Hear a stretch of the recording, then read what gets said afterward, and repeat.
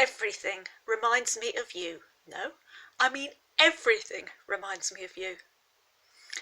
There's this performance poet who was the warm-up act to a more famous performance poet at a gig I was at, and without my glasses, he reminded me of you.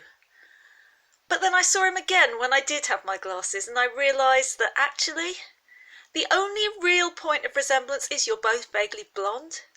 And it made me want to smash my glasses, because then all vaguely blonde men would look like you. The equal opportunities monitoring form that came with the job application I just filled in, that reminded me of you.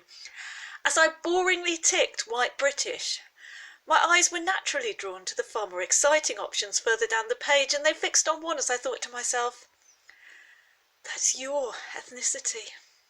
And I know I'll probably never get the job and I'll be stuck on job seekers' fucking allowance for the rest of my natural life, but it doesn't matter because I know that I have touched a piece of paper in a filing cabinet in the office of an HR department somewhere, which, according to their data protection policy, they may keep for up to 5 years, which mentions your ethnicity.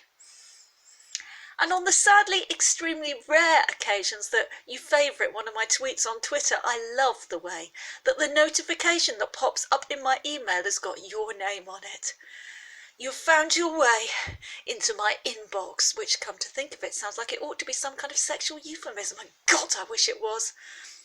And I looked your name up on one of those baby name websites, and it turns out it means the exact same thing in Celtic that my name means in Greek. So now even my own name reminds me of you, which is a bit unfortunate, because now whenever anyone calls me, instead of answering them, I just sit there staring wistfully into the middle distance with a little streak of dribble running down my chin.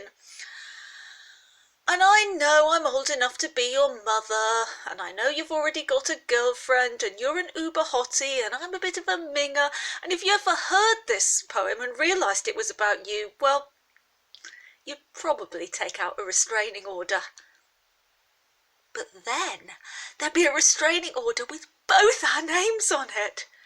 And a restraining order is a legal document, right? Well, so is a marriage certificate, so it would be a bit like us getting married, but just not quite.